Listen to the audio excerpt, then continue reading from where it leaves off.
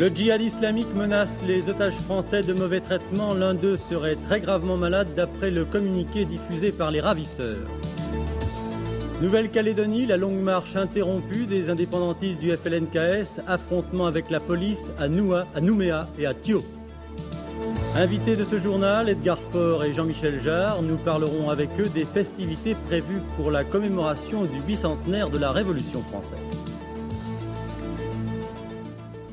Une journée supplémentaire de détention pour Marcel Carton, Marcel Fontaine, Jean-Paul Kaufmann, Jean-Louis Normandin d'Antenne 2 et Roger Hawke. Les otages français au Liban n'ont toujours pas été libérés. Bonsoir. Cassette pour un nouveau chantage où les otages à l'heure des comptes. 17 contre 3, 17 chiites libanais emprisonnés au Koweït contre 3 Français détenus au Liban. Des terroristes contre des innocents, c'est en effet le marché proposé vidéo à l'appui par le djihad islamique. Un marché qu'on peut résumer ainsi, l'un des 3 otages français est très gravement malade et les mauvais traitements commenceront à être appliqués aux autres si la situation des prisonniers chiites à Koweït ne s'améliore pas dans les 17 jours qui viennent. Interrogé à ce sujet, le président de la République, François Mitterrand, a déclaré aujourd'hui à Digne « Ce sont des moyens odieux, ces gens-là ne méritent que le mépris ». Alors, Pierre Sira, qu'y a-t-il de réellement nouveau dans ces cassettes et que faut-il en penser ? D'abord, c'est la 5e cassette depuis un peu plus d'1 an, et ces cassettes sont destinées, vous le savez, à authentifier les ravisseurs, authentifier que ce sont bien par là les ravisseurs, avec leur communiqué, qui posent leurs conditions. Dans la cassette d'hier soir, on voit apparaître Marcel Carton, qui commence tout de suite par essayer de... On va apparaître Marcel Carton. On va les voir apparaître, probablement. Voilà, on va apparaître Marcel Carton, qui dit son désespoir, je suis comme un rat, malade, suis-je encore en vie et pour combien de temps? C'est tout le problème, et il jure ensuite sa famille, sa femme et ses enfants de continuer à œuvrer pour que le gouvernement français obtienne sa libération. Même message du côté de Jean-Paul Kaufmann, qui paraît amaigri devant des revendications affichées du djihad islamique, et il dit toute sa confiance en sa femme Joël, en ses enfants, en tout le monde. Il craint quand même d'être abandonné, et il termine en s'adressant à ses enfants: écoutez, si le gouvernement français reste immobile, eh bien finalement, vous ne me reverrez pas. Le 3e otage français du djihad islamique, Marcel Fontaine, lui, n'est pas sur cet enregistrement. Alors, le communiqué du djihad, c'est très simple. Aujourd'hui, et donc dit, vous l'avez annoncé au départ, que finalement, ils vont appliquer ou infliger aux détenus, aux otages français, les mêmes sévices que subissent, selon eux, les 17 détenus chiites emprisonnés à Koweït. Alors, comment peut-on voir un signe d'espoir, une ouverture dans cette affaire? Eh bien, il y en a un pourtant. Le fait que, justement, le djihad, si vous voulez, essaye de raccrocher la négociation, c'est un signe. Et je crois que ce signe vient du fait de la situation dans le Golfe. Il faut comprendre que, si vous voulez, le Koweït, qui est un pays difficilement placé dans le Golfe, qui est menacé dans sa stabilité, va peut-être être plus souple ces jours-ci, sinon moins intransigeant, puisqu'il n'a jamais voulu parler de libérer les détenus. Et puis surtout, l'Iran, tout en vociférant d'un côté, cherche peut-être aussi à calmer le jeu en sous-main. S'il y a un signe ce soir, c'est en tout cas dans cette direction qu'il faut l'exploiter. Merci Pierre. Nouvelle-Calédonie, les Kanaks n'ont pas voté avec leurs pieds, les forces de l'ordre les en ont empêchés. 2000 manifestants d'après la police, 10 000 selon les indépendantistes. La longue marche du FLNKS organisée aujourd'hui pour protester contre le référendum d'autodétermination du 13 septembre prochain s'est terminée dans la plupart des cas par un surplace. Un surplace perturbé par 2 fois par des affrontements qui ont fait au moins 23 blessés. Reportage Rachid Arabe et Philippe Peter. Malgré l'interdiction de tout défilé sur le territoire, le FLNKS a tenté ce matin de démarrer sa marche vers Nouméa. Une marche stoppée en différents points du pays par les forces de l'ordre. Ici, à Yengen, dont le maire est Jean-Marie Djibaou, quelques dizaines de Kanaks ont été repoussés sans heurts par les gendarmes mobiles. À Kanala, autre fief FLNKS, les militants indépendantistes sont restés cantonnés sur un terrain où a été improvisé un meeting regroupant quelques centaines de personnes. Les partisans de l'indépendance ont l'intention de rester ici pendant les 15 jours qu'aurait dû durer la manifestation interdite. Pas d'autre action prévue pour l'instant côté FLNKS. Il faut dire que les manifestants risquent de lourdes peines de prison s'ils ne respectent pas l'interdiction de tout rassemblement sur le territoire avant le référendum. Ce matin, Jean-Marie Djibaou a lui aussi essayé de manifester, sans succès. Nous voulions par cette marche, démontrer pacifiquement que nous sommes beaucoup, que le FLNKS est un support populaire important et qu'il est important pour que les gens de Nouméa voient aussi. Beaucoup d'Européens à Nouméa n'ont jamais vu une foule kanak. Et il était important pour qu'ils le voient, pour qu'ils prennent conscience de son importance, de plus en plus grande, qu'ils prennent conscience aussi du fait qu'il est incontournable. Les seuls incidents de la journée se sont finalement produits là où l'on s'y attendait le moins. À Nouméa même, les forces de l'ordre ont dispersé sans ménagement des militants FLNKS qui tentaient d'organiser un sitting dans le centre de la ville.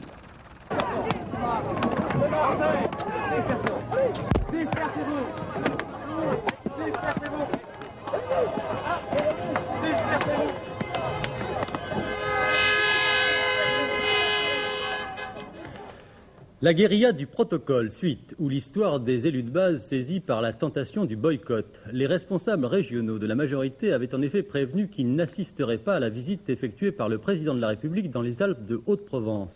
Un épisode de politique politicienne qui n'a pas empêché François Mitterrand de lancer un appel au rassemblement des Français. Reportage Jean-Michel Mercurol, Yves Barbe. Président candidat ou président tout court. Partisans de la première formule, les conseillers généraux UDF et RPR des Alpes de Haute-Provence, au point qu'ils avaient décidé de bouder la visite présidentielle à Digne. Pas de quoi émouvoir en tout cas François Mitterrand, qui a trouvé à la mairie RPR d'abord l'accueil le plus républicain qui soit, et dans la rue ensuite la foule rassemblée venue pour l'applaudir. L'occasion pour le chef de l'État de se poser une fois de plus en rassembleur, en appelant à davantage d'égalité et de justice sociale et à moins d'exclusion et de racisme. Le langage d'un président des Français et non d'un candidat, a voulu souligner François Mitterrand, conviant les Français à moins de petites querelles. Qui ne se laisse pas sourdir par tous les petits cliquetis ici ou là qui ne méritent pas attention. Croyez-moi, les Français comprennent ce que je veux leur dire. Ils comprendront très bien ce que je veux leur dire ce matin, à Digne, dans les Alpes de Haute-Provence, dans cet hôtel du département. Ils comprendront très bien, ils ne feront pas le mélange. Ils ne penseront pas que c'est parce que demain, après-demain, mois de mai... Il n'a pratiquement rien dit, mais tout le monde l'a compris. François Mitterrand ignore la course présidentielle. Pour le moment, il est le président. Pour illustrer cette grogne de certains élus de la majorité, cet éclairage de M. Aurillac dans un entretien accordé au journal du dimanche, il faut distinguer deux types de voyages présidentiels, déclare le ministre de la Coopération. Plus on se rapprochera de l'élection présidentielle, plus la majorité saura distinguer les deux genres. Candidat Rocard, un peu de respect. C'est en substance le message adressé par Lionel Jospin au député de Conflans-Sainte-Honorine. Décor de théâtre pour réunion politique. La scène se passe à Villeneuve-les-Avignon. Reportage Pascal Limier, Michel Levasseur. Pont-Levis abaissé, le bastion socialiste reste ouvert à tout le monde. Lionel Jospin, bien évidemment, n'a pas une seule fois prononcé le nom de Michel Rocard, mais tous ici ont compris. Rien ne presse, répète Jospin après Fabius, le PS a tout le temps de désigner son candidat unique pour 88. Certes, le premier secrétaire a ses préférences, on les connaît, mais personne n'est exclu de la course. Le gardien du temple fait donc patte de velours, jouant l'unité, certains diront de façade, et lorsqu'il sort ses griffes, c'est avec un grand sourire.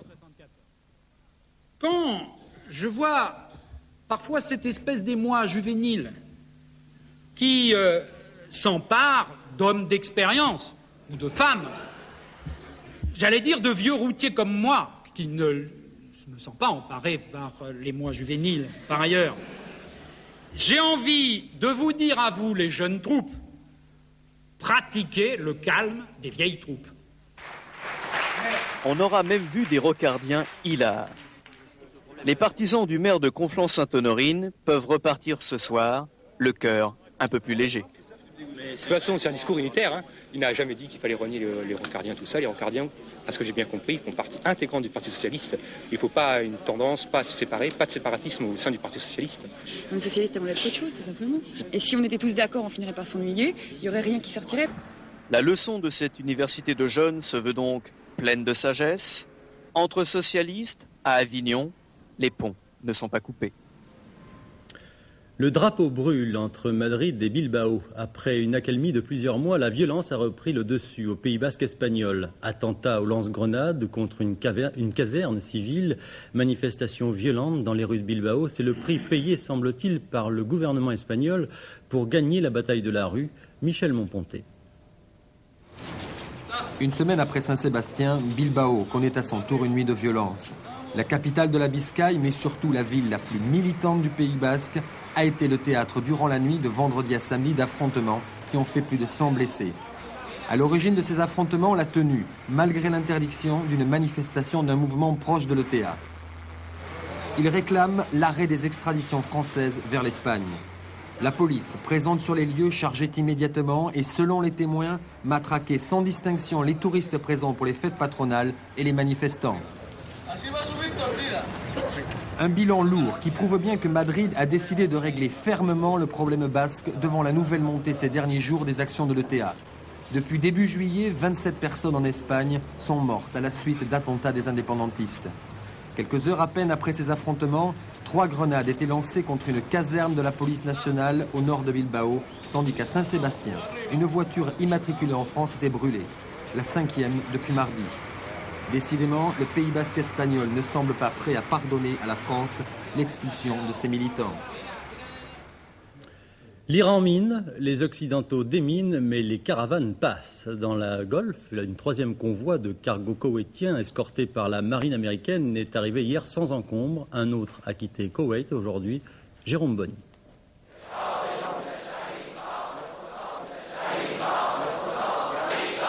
4000 fidèles particulièrement remontés hier à Téhéran pour la traditionnelle prière du vendredi.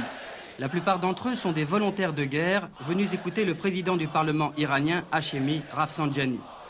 Après avoir rappelé les affrontements de la Mecque, Rafsanjani s'en prend à nouveau aux flottes occidentales.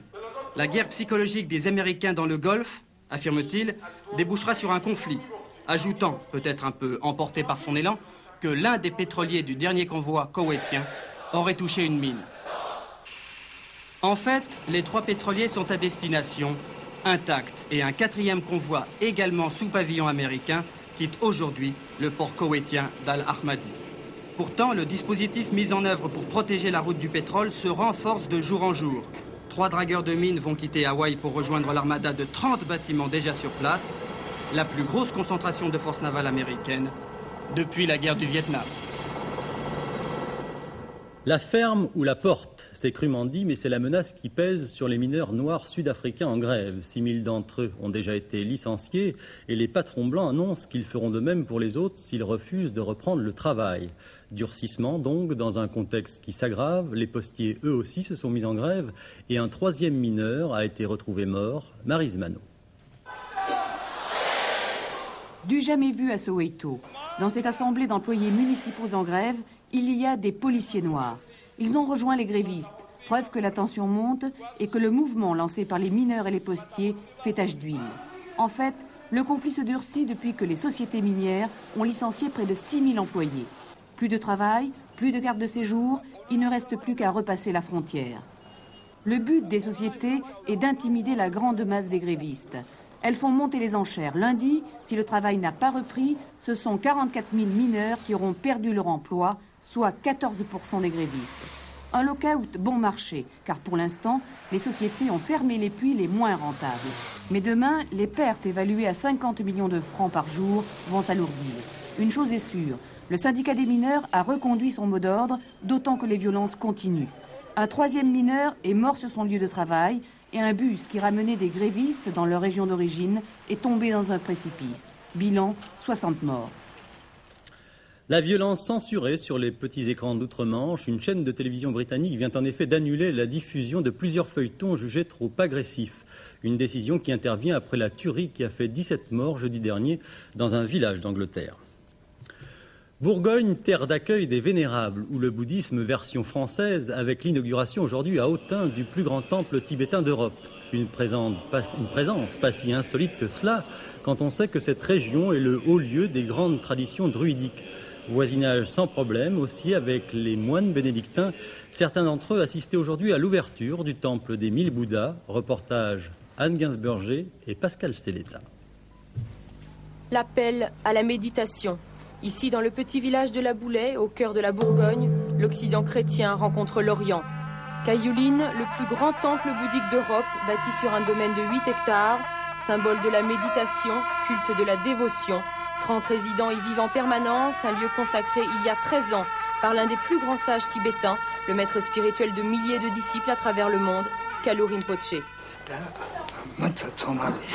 Et j'enseigne pour la raison suivante, parce que je pense qu'il est extrêmement utile que beaucoup de gens puissent connaître les enseignements du Bouddha. Et s'ils les connaissent, qu'ils puissent encore plus bien les comprendre et bien les pratiquer. Car en les pratiquant, en cette vie même, ils auront l'esprit heureux et en paix. Et dans leur vie future, ils pourront continuer une progression qui les mènera eux-mêmes jusqu'au plein éveil.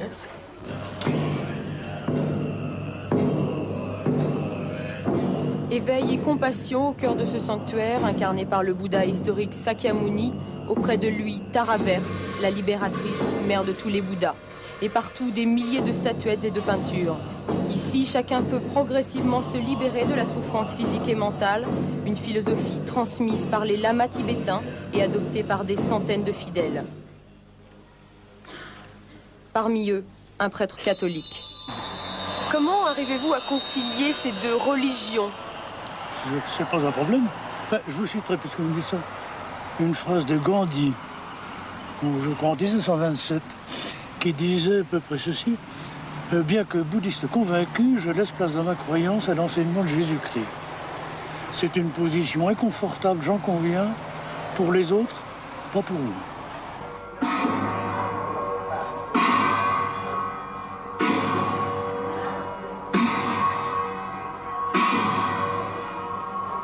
Le bouddhisme, une religion mais aussi une vie communautaire, ponctuée par des rituels et des danses sacrées. Le temple des 1000 Bouddhas aura coûté au total plus de 4 millions de francs. Des dons, des emprunts bancaires, mais aussi en offrande, le travail bénévole de nombreux adeptes.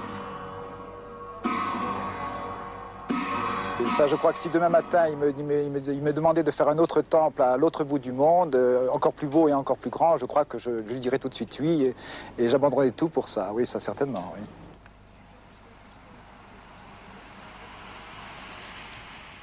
La Carmagnole au synthé et la Bastille au laser pour une commémoration exceptionnelle. Ou bien il était une fois la Révolution version moderne. En 1989, c'est-à-dire dans moins de 2 ans, la France fêtera le bicentenaire de sa Révolution. Pour préparer ce qui s'annonce comme une gigantesque opération, 2 personnalités, Jean-Michel Jarre à ma droite, Edgar Faure à ma gauche. Edgar Faure a été désigné par le président de la République et le Premier ministre, et Edgar Faure a désigné Jean-Michel Jarre. Alors quels sont vos rôles respectifs, Edgar Faure en premier? J'ai demandé à Jean-Michel Jarre 2 choses qu'il a bien voulu accepter.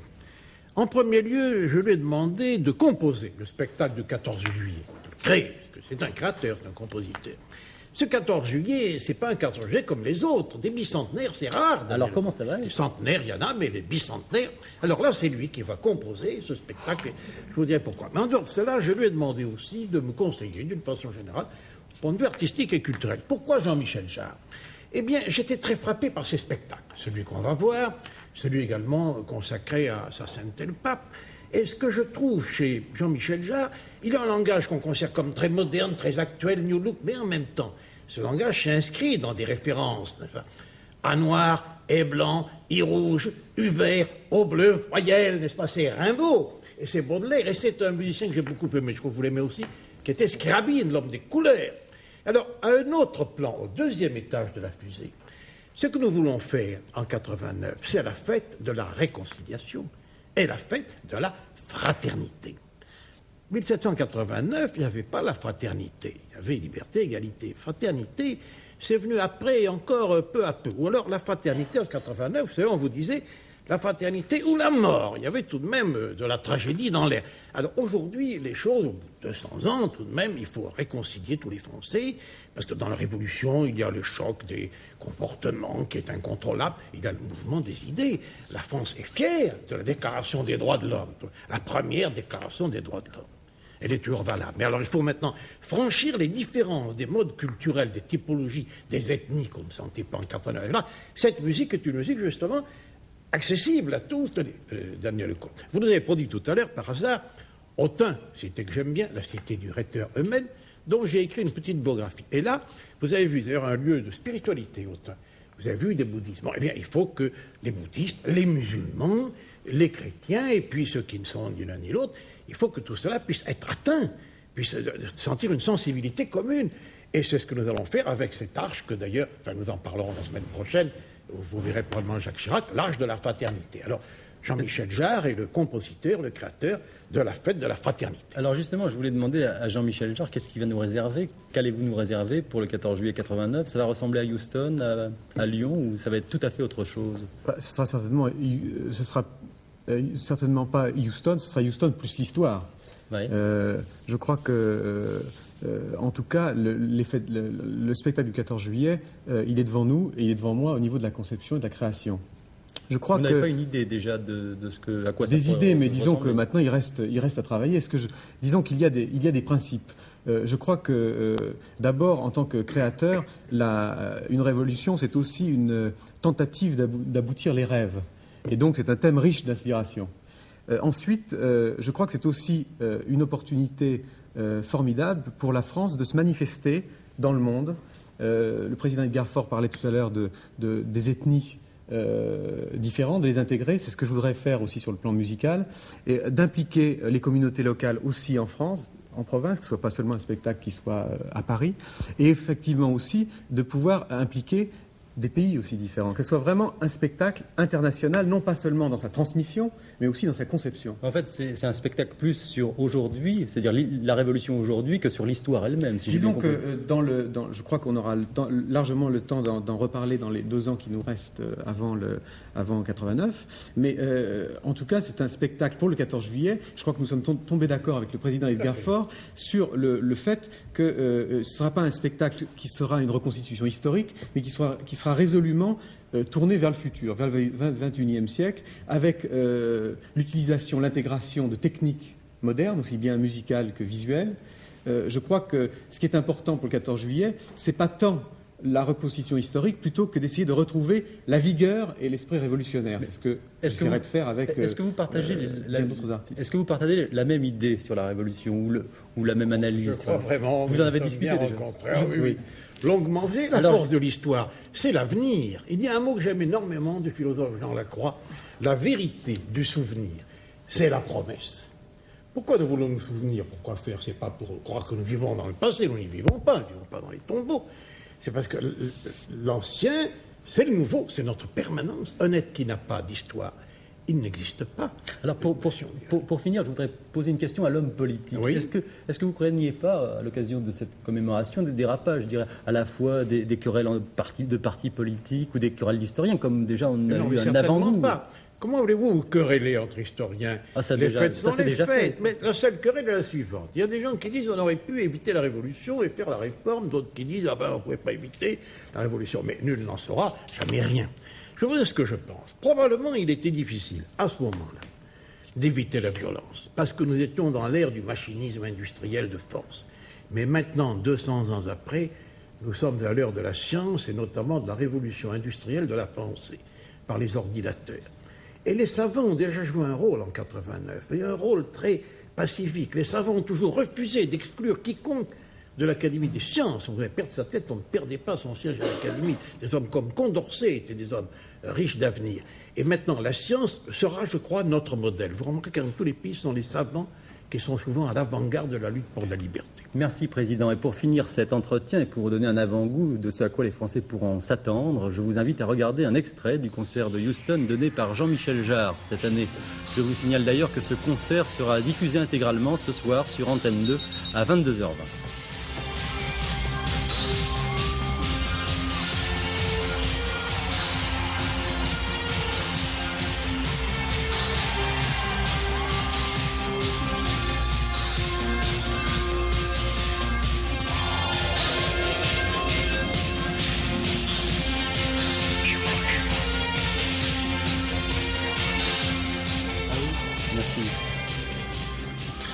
Voilà, pronostic du tiercé demain à Deauville, prix de parfum Jaconneau, 7, 3. Ah non, c'est les résultats qui apparaissent du tiercé d'aujourd'hui. Donc pour gagner, il fallait jouer 9506 francs pour 5 francs dans l'ordre et dans un ordre différent, 942 francs toujours pour 5 francs.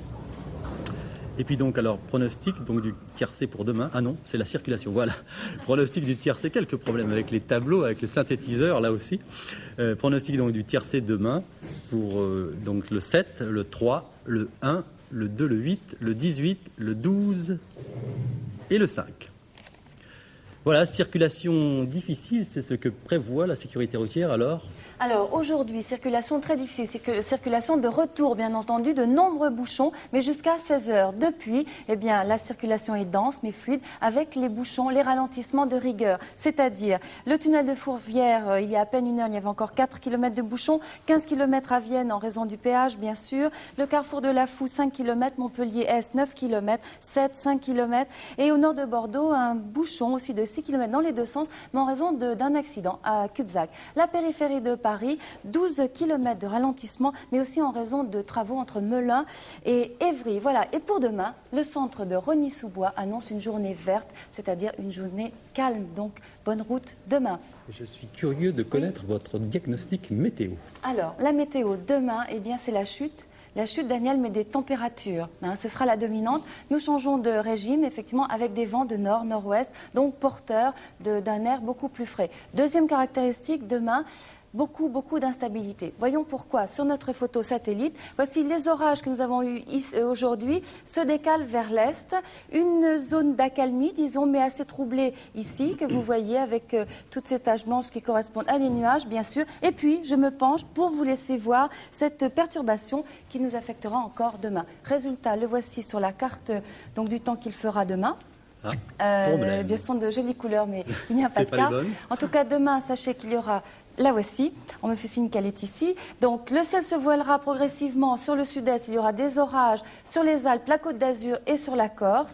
Nuages le matin du Massif central jusqu'aux Vosges, éclaircies l'après-midi. Une zone perturbée des Pyrénées à l'Aquitaine jusqu'à la région parisienne et jusqu'au nord, où alterneront donc les ondées, les éclaircies, tout de même les nuages. En revanche, Bretagne, Pays de Loire et Normandie seront les régions privilégiées demain. Le soleil dominera. Les températures, donc en baisse, vous allez voir, 21 degrés sur le nord jusqu'à 26 degrés à Strasbourg où il faisait presque 40 aujourd'hui, sur le sud 23 degrés à Biarritz et jusqu'à 31 degrés à Bastia, donc c'est la chute, je vous le disais tout à l'heure. Demain, dimanche 23 août, le soleil aura 3 minutes de moins d'ensoleillement, il se lèvera à 6h55, se couchera à 20h51, ce sera la Sainte Rose.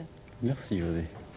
Fin de cette édition, je vous remercie de l'avoir suivi. Prochain rendez-vous Philippe Arroir aux alentours de 23h15. Je vous retrouverai quant à moi demain à 13h. Bonsoir.